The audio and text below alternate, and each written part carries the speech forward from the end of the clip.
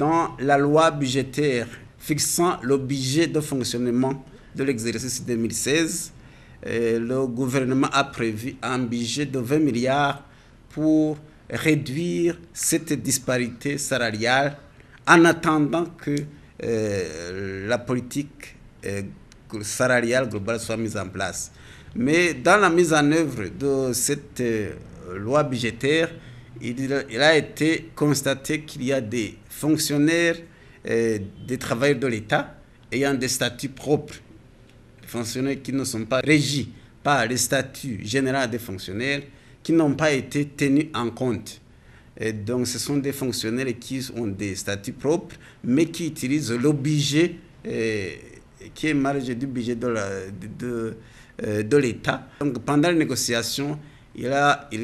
été convenu que ces fonctionnaires soient pris en compte. C'est ainsi que pour cette année 2017, cette ordonnance interministérielle, dans son article 4, tient compte de ces travailleurs qui sont régis par des statuts propres, mais qui utilisent le budget, qui sont payés sur le budget général de l'État. Et nous demandons à ce que les responsables de ces institutions puissent transmettre à temps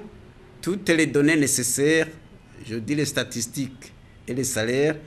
au Comité national de dialogue social et au comité technique pour qu'ils puissent en tenir compte, vérifier et calculer les indemnités d'ajustement des disparités salariales pour que tous ces fonctionnaires puissent être dans l'équité avec les autres. Donc ce sont des fonctionnaires qui ont des salaires inférieurs